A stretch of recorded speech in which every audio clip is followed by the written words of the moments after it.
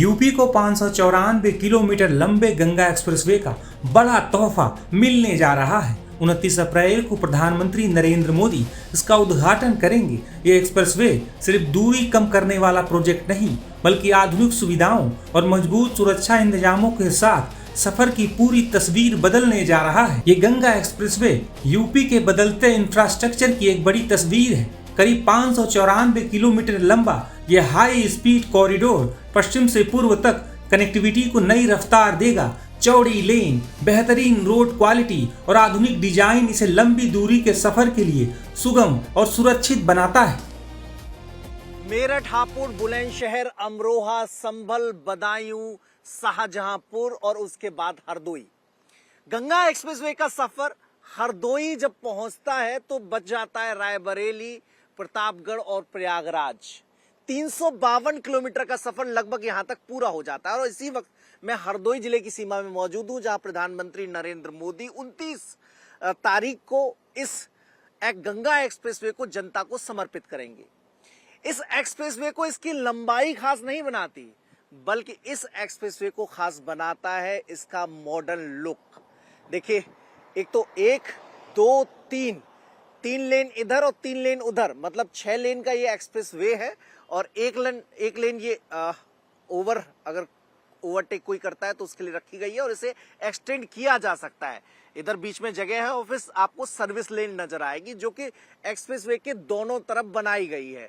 तो अगर भविष्य में जरूरत के हिसाब से देखा जाए तो इस एक्सप्रेसवे को एक्सटेंड किया जा सकता है, क्योंकि यूपी का अब तक का सबसे बड़ा एक्सप्रेसवे ये माना जा रहा है।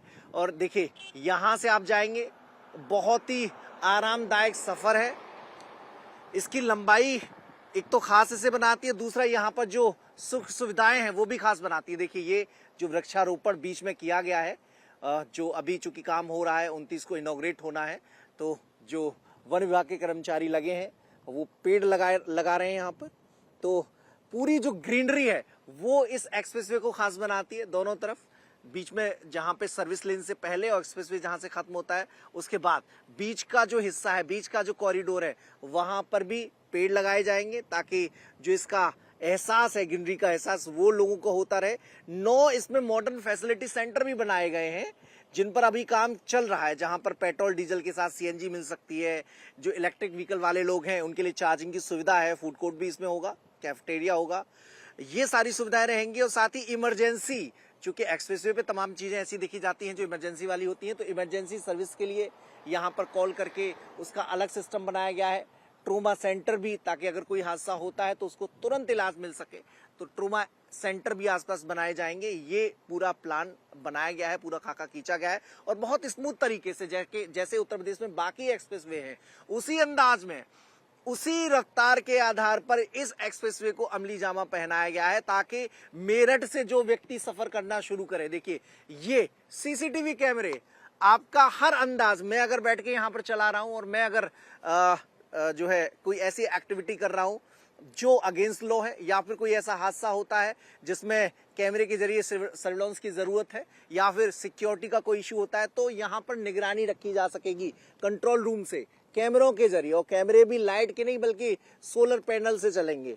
तो लगातार ये सिस्टम बनाया गया है ताकि अनवरत, बिना किसी व्यवधान के चीजें होती रहें, सारी सुविधाएं भी रहें, सिक्योरिटी के भी पूरे इंतजाम रहें। देखिए, आसपास ये पूरा यहाँ पर जो गांव के आप लोग देखेंगे, ये सर्विस लेन के उस हिस्से नजर आएंगे, वो भी सर्विस लेन का इस्तेमाल करके आगे जो पॉइंट दिया गया होगा वहां से एंट्री ले सकते हैं।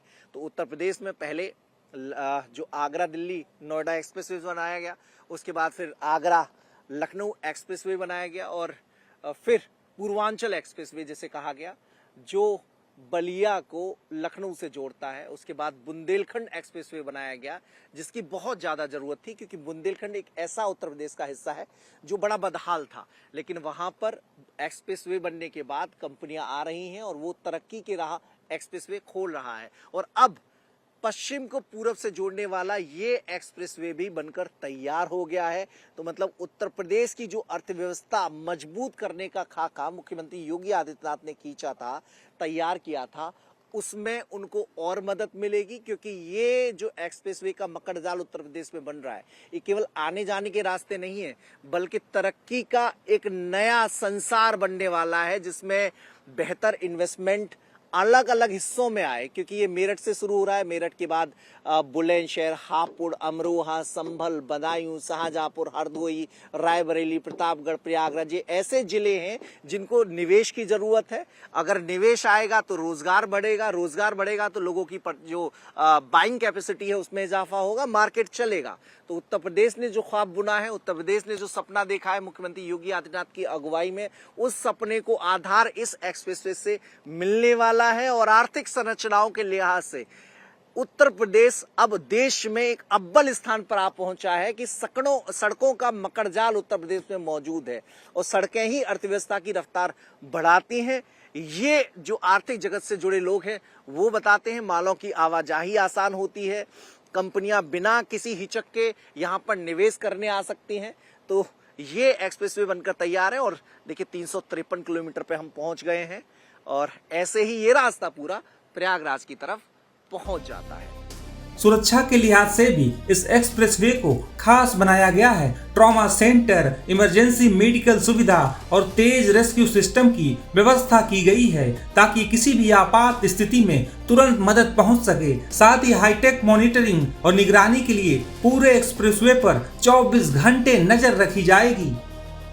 तो अत्याधुनिक तकनीकी से लैस सीसीटीवी कैमरे की निगरानी में गंगा एक्सप्रेसवे है। देखिए, आपको एक बजर सुनाई दे रहा होगा, सायरन सुनाई दे रहा होगा। ये सामने जो सीसीटीवी कैमरे लगे हैं, ये आवाज वहां से आ रही है। अगर कोई गड़बड़ी होती है तो ऐसे ही सायरन बज उठेगा, और वहां पर अलर्ट भी होगा, और तुरंत जो एक्सप्रेसवे फोर्स है वो यहां पर पहुंचेगी। अगर सिक्योरिटी का इशू है तो उसे एड्रेस किया जाएगा, कोई घटना है तो तुरंत एम्बुलेंस को इन्फॉर्म करके उनके जो ट्रीटमेंट की व्यवस्था की जाएगी। तो पूरा फीचर इस तरीके से डिजाइन किया गया है कि एक्सप्रेसवे टॉप जो इंडिया के एक्सप्रेसवे हैं उनमें शुमार हो, यात्रियों को सहूलियत हो, सुविधा हो, और उनकी सुरक्षा का विशेष ख्याल रखा जाए, आरामदायक सफर हो। अगर कोई मेरठ से सवार होता है, इस एक्सप्रेसवे का हिस्सा बनता है, इस पर चलना शुरू करता है, तो जब प्रयागराज उतरे तो उसे कहीं कोई थकान ना हो, इसका खासतौर पर ध्यान रखा गया है। क्योंकि 594 किलोमीटर एक लंबा डिस्टेंस होता है,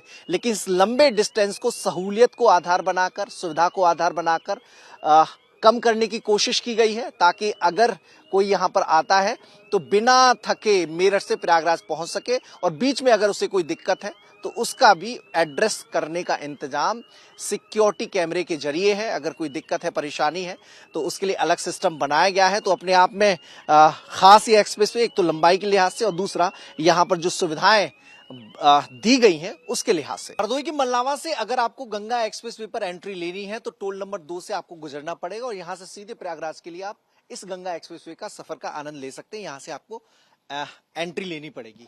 ये देखिए, टोल भी बनकर तैयार हो गया है, स्टाफ भी मौजूद है, मॉनिटर लग गया, बारकोड रीडर भी तैयार है, डीएमसी वगैरह जो रिसोर्सेज होते हैं वो तैयार है, एम्प्लॉय भी सारे आ गए। हालांकि अभी भैया काम शुरू नहीं हुआ आप लोगों का? नहीं अभी नहीं चालू हुआ है, ट्रायल हो रहा है। ये सर। अच्छा, तो 2 दिन के बाद पूरा शुरू हो हाँ, जाएगा? 2 दिन के बाद पूरा हो जाएगा। कितने लोग रहेंगे यहाँ पे? यहाँ पे सब टोटल में 35 लोग हैं। 35 लोग। ये सर। मतलब 1 2 3 4 टोल पे 35 लोग। 35 लोग एम्प्लॉय टोटल। अच्छा, हाँ, तो- LRTC। अच्छा, हाँ, मतलब 3 शिफ्ट में चारों टोल्स पे अलग अलग तरीके से 35 लोग काम करेंगे। हाँ।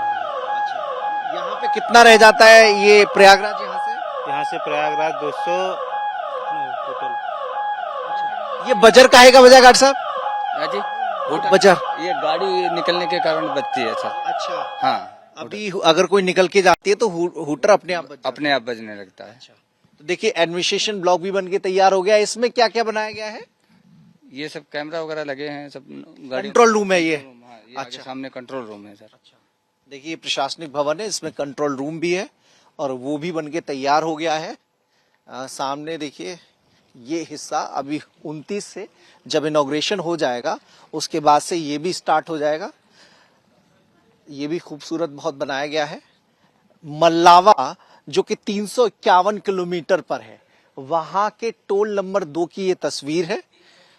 351 टोल नंबर 2 की तस्वीरें देखिए। एडमिनिस्ट्रेशन ब्लॉक बनकर तैयार है, हल्का सा काम बाकी है, उसका काम चल रहा है। टोल का फिलहाल ट्रायल चल रहा है और 2 दिन बाद पीएम के इनॉग्रेशन के बाद ये जब जो एक्सप्रेसवे स्टार्ट हो जाएगा तो टोल भी अपने प्रॉपर रूप से काम करने लगेगा। यूपी एक बड़े ट्रांसपोर्ट हब के रूप में उभर रहा है और सफर अब पहले से कहीं ज्यादा तेज, आसान और व्यवस्थित होने वाला है। गंगा एक्सप्रेसवे सिर्फ एक सड़क नहीं बल्कि एक ऐसा आधुनिक कॉरिडोर है जहां सुविधा, सुरक्षा और रफ्तार तीनों का संतुलन साफ नजर आता है। गंगा एक्सप्रेसवे उत्तर प्रदेश के इंफ्रास्ट्रक्चर की उस बदलती तस्वीर का प्रतीक है जहां सड़कें सिर्फ शहरों को नहीं बल्कि संभावनाओं को जोड़ती हैं।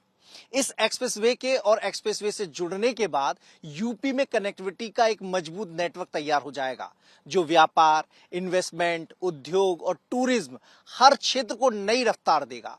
29 अप्रैल को इसके उद्घाटन के साथ ही साफ हो जाएगा कि उत्तर प्रदेश अब सिर्फ विकास की बात नहीं कर रहा बल्कि उसे जमीन पर उतार भी रहा है।